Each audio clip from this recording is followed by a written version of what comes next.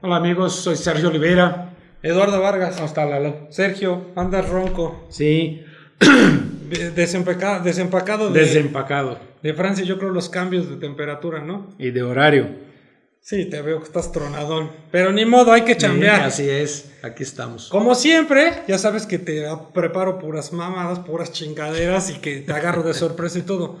Amigos que nos ven, nunca preparamos los programas, luego por eso nos critican, pero así nos salen chingones y lo queremos hacer real. Este día va a ser el día de los preguntones. Okay. Tenemos ya una bola de lista de preguntas de gente que nos sigue en los canales y que nos preguntan toda clase de preguntas. Me imagino que pues tú respondes muchas, pero pues estos son nuestros fans del canal y que pues nos preguntan un montón. Tú eres una enciclopedia andante, por eso no necesito prepararte ni decirte, ay, vamos a hablar de esto. Como vayan saliendo, algunas las vas a saber, otras algunas no. Van a ser una mamá y otras no, pero pues las que sepas. Pues entonces sí. Le arrancamos porque son un montón. Vámonos. Mira, Mario Sousa nos dice, ¿qué me pueden decir de una Mitsubishi Outlander 2010? ¿Está llamada Recall? No sé si está llamada Recall. Por lo menos deberías checar las bolsas de aire de Takata. Ok, Paco Díaz, buenas noches, me encantaría el Golf, pero he leído mucho sobre las fallas de su clutch, fallas antes de 30,000 kilómetros y su bomba de agua que falla antes de los 40,000 y que dichas piezas no entran en garantía, ¿sabes o no si es verdad? No sé. Paso, ok. Hola Rambo, ¿por qué no hacen un top 10, 20 de los videos más divertidos? El señor Sergio estaría muy padre ver eso. Para ti, ¿cuáles son los 10 o 20 carros más divertidos? Está un poco extenso, a lo mejor que nos digas 3. Divertidos. Sí, 10, 20. Bueno, pues vamos a ver qué se me viene a la mente. Mazda MX-5, Polo GTI, León Cupra, Mini Cooper, cualquier versión, sobre todo el S. Esto pone en el mercado mexicano, sí. ¿No? Los que tenemos en el mercado mexicano, algunos son universales, otros no. Los Hellcat, sea Challenger o Charger, cualquiera de esos. Porsche Cayman S de preferencia. Ya, porque son poquitos, tengo que responderle a todos. Bueno. Ya medio con eso. Okay. Acabo de comprar una Stepway 2016 con bolsas de aire, debo revisarlas. Que chequen también en Google, ¿no? Todas esas sí, no creo que esa tenga problema, pero chécala. Sí. Ok, Malibu 2016 de Román Vázquez contra el Kia Optima 2.0. Malibu. ¿Cuál le vas? Malibu. Altima 2016 V6 o Passat 2016 V6, ¿cuál es mejor? Passat. Ese nos lo puso el güero. A ver, algún experto de autos que pueda ayudarme. ¿Cuál de estos autos es mejor? ¿Un Chevrolet LTC 2008 V6 o un Ford SLE Sedan 2010 2.5? Transmisión automática 6 velocidades. Es que no sé qué coches hable. O sea, Chevrolet LTZ, ¿cuál Chevrolet? No sé, me dice que es un 2008. Ford SL, ¿cuál Ford? O sea, más bien se me hace que está yendo por los cilindros. Si es Malibu contra Fusion, mejor Fusion. Que es lo más probable que sea. Malibu LTZ 2008 contra Fusion SL Sedan 2010. El Fusion es mejor. José, hay que especificar más eso. David Cabrera, entonces, ¿Kia Optima o Honda Accord? Yo no sé cuál. Buenos días, punto de vista, te agradecería mucho. Tengo un Jetta clásico 2010 equipado, bla. Quiero una MK6 2013, pero me comentan que no salen tan buenos. 5 cilindros, refacciones caras, consume mucha gasolina. ¿Qué opinas? Es verdad. Mi clásico jala con madre. Tu coche es mejor que el nuevo Jetta. Pues que se quede con el Jetta que el MK6. Sí, el MK6 es, en mi opinión particular, la peor generación del Jetta. Podrían hablar de las cajas CVT y explicar su funcionamiento. Tendríamos que hacer un programa de ese, ¿no? Las cajas CVT es relativamente sencillo. Son dos poleas cónicas encontradas y una banda que corre entre ellas. Perdón, como no hay engrane, no hay velocidades predeterminadas. Al no haber velocidades predeterminadas, cualquier microcambio es como un cambio de velocidad. Por eso se llaman cajas de cambios continuamente variables. CVT es la sigla para movimientos continuamente variables o cambios continuamente variables en inglés. Bueno, más o menos eso. Un día lo hacemos más completo. ¿Me podrían dar su opinión sobre la Juke? Tenía pensado comprar una. Mira, es rápida, pero no te transmite sensaciones. Es como coger con 2 condones. Ya. Que quede claro. Puedes estar cogiendo, está muy bien, lo que tú quieras de gusto, pero no, la sensación no es igual. Es más o menos eso la Juke. ¿Sabes? Sí es rápida, pero no lo sientes por la caja CVT. La caja lo aburre mucho. Tiene poco espacio, los terminados no son buenos, pero pues tiene onda y es rápida. ¿Ya vamos al corte? Ya vamos a uno corte. Esa es la opinión de Sergio, el experto, del incauto que soy yo. Está horrible, mano, no te la compres. Vamos a un corte y volvemos. Hola amigos, si quieren comprar o vender un auto usado o seminuevo, les recomiendo la página tixus.com, Tixus con Z.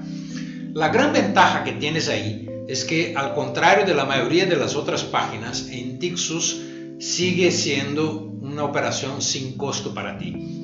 Entra, vas a ver que vas a encontrar muy rápido el coche que estás buscando, o también vas a lograr vender el tuyo más rápido de lo que pensabas. Tixus, recuerdo, tixusconz.com.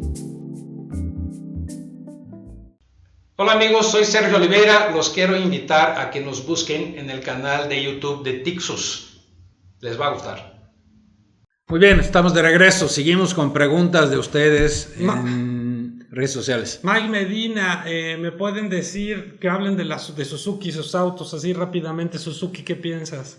Mira, Suzuki ha tenido unos altibajos muy grandes, en mi opinión, con relación a sus coches. El Swift me parece que sigue siendo un buen coche, pero ya se tardaron mucho en cambiarlo. La Gran Vitara, lo mismo, buen coche, o sea, se tardaron mucho en cambiarlo. Pero Ciaz, Vitara y Kisashi son coches, y S-Cross son coches que no me convencen mucho. Me parecen mucho más bajo en calidad y en valor por tu dinero que lo que te da la competencia en esos niveles. Entonces, rescato de Suzuki, el Swift y la Gran Vitara nada más. Ok, Arturo GP, entonces, ¿cuál es mejor, Polo o Golf? Seguridad o precio. Golf. No, ese sí no había mucho que hacerle. Entonces, Valeron Toys, ¿por qué no hablan de la nueva RAV4 o Toyota en general? Mira, es una buena camioneta, pero es buena a secas, no es la mejor del segmento. Estaría en el top 5, es decir, entre las 5 mejores. Pero yo iría por Sportage 2.4, luego Honda CR-V, Mazda CX-5 2.5. Y a lo mejor ahí en cuarto lugar, muy cerca de Nissan X-Trail. No, yo le pondría la X-Trail un poquito arriba todavía. Y pondría, digamos, la RAV4 en quinto lugar. Ok, Alex Riff, Sergio habla de Dodge, sus carros turbo de antes. El fabuloso Mopar como el inicio del SRT, que fue de ellos, por favor. Excelente programa. Gracias. Mira, no puedo hablar mucho de Dodge, de sus principios, porque no los conocí, ¿no? Yo los Dodge lo conocí desde que estoy en México, y eso es de 1990 para acá. Y empecé, digamos, a manejarlos con alguna regularidad del 97, que estoy en eso de los coches, hacia acá. Y no ha habido muchos así destacables. Yo creo que lo mejor de Dodge lo estamos viendo ahora con los Hellcat, con los SRT, y que no son solo Dodge, también hay Jeeps, etc. Y el Challenger es mi favorito de toda la vida, ¿sabes? Me encanta el Challenger, y el Charger me gustaba más el Charger cuando era 2 puertas que ahora que es 4, pero me gusta también el 4. Es una marca extremadamente emocional. O sea, difícilmente compras un Dodge con el cerebro, ¿no? No es así de, mira, voy a comprar porque es durable, que tiene buenas reventas, es económico, es seguro. No, compra porque te gusta y ya, ¿no? Entonces, sigue siendo una marca de ese nivel, ¿no? Es una marca que compras con el corazón, no con el cerebro. Sí, pues no son nada durables. Oscar Castañeda, ¿cuál es el futuro del TIDA? Por cierto, pues hicimos el de Honda, el de Tsuru, el de Nissan, y no mencionamos el TIDA, ya me jalaron las orejas. Ya. ¿Cuál es el futuro del TIDA? ¿Va a seguir a la venta? No lo sé. En este momento sí. No, creo que sí debe haber modelo 2017. No sé si habrá un 2018. Es posible que si Nissan mexicana decide poner un nuevo Suro a partir de 2018, ya no hay espacio para el TIDA. Es posible, pero realmente no sé en este momento. Cristian Reyes, el Renault Scala que salió hace 2 años, ¿no podía ser buen candidato para suplir al Tsuru? No, porque ya no existe. O sea, el Renault Scala era un Tsuru, es decir, era un Sentra. Y el Tsuru es un Sentra de hace 4 generaciones, ¿no? Y el Scala era un Sentra de la generación anterior, es decir, mejor que el Sentra actual. Entonces, un coche durable, económico, etc. Pero ya no se fabrica. O sea, esa plataforma ya no está... Ya no existe. Ok, Anastasio Patiño, disculpen que sea rápido, pero para que todos alcancen. Sentra 2017, ¿trae el mismo motor que el 2016? Sí. Ok. Igual de malo. Chiquilín Mejía. Pero ya va a cambiar, ya va a haber un nuevo motor. No sé si van a quitar ese, pero sí va a haber un motor 2 litros para Sentra en 2017. Chiquilín Mejía nos pregunta lo mismo del TIDA, ¿qué generación viene? Ya lo dijiste. Y de la nueva sub pequeña que vendrá, la Nissan Kicks. Debe llegar entre agosto y septiembre, está basada en la plataforma del Versa, va a tener un motor de 1.6, 118 caballos, probablemente o seguramente caja CVT, no sé nivel de precios ni sé nivel de seguridad, pero debe andar en precios más o menos alrededor de lo que anda una Hyundai Creta, es decir, 270, 280 hasta 320, 330. José Jaime, ¿qué va a pasar el 15 de noviembre del 2020? Se quedó con la duda, pero... Todos los coches en México van a tener que ofrecer bolsas de aire y frenos ABS.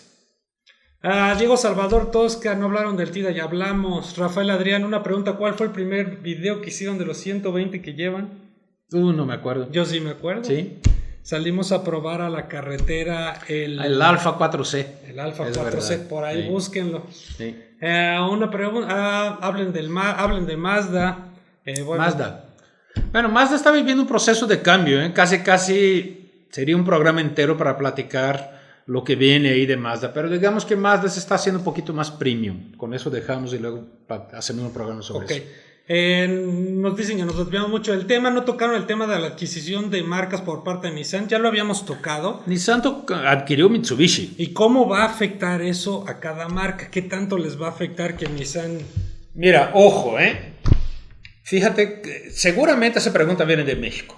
¿Por qué? Porque es el único país donde Nissan, un país afuera de Japón, donde Nissan es mayor que Renault. Entonces seguramente él piensa que Nissan compró Renault, es al revés, Renault compró Nissan. ¿Sí? Ok. O sea, Renault es una empresa que tenía más dinero que Nissan en 2009 cuando la compró. Y ahora la alianza Renault-Nissan compraron a Mitsubishi. Pero la compra es un proceso lento. O sea, no es como voy a comprar enchiladas a la esquina y pago, me la está y enchilame otra, ¿ven? Y dame 3 verdes y para llevar. No es así, compras ahora, pasa por el proceso de socios de una empresa, de otra empresa, y aprobación de los gobiernos y estados financieros y cómo va a funcionar, comisión de competencia, bla, bla, bla. Todo el proceso tarda meses, a veces años, ¿sí? Pero repito e insisto, la dueña de Nissan es Renault, no al revés. La grande es Renault, no Nissan. Con eso se nos acabó el tiempo de este video, me van a matar, tengo muchas preguntas, pero vamos a hacer la parte 2. Hacemos la parte 2. Y ahorita volvemos. Adiós. Chao. Si te gustó el video, dale like. Si quieres ver más videos, dale click aquí.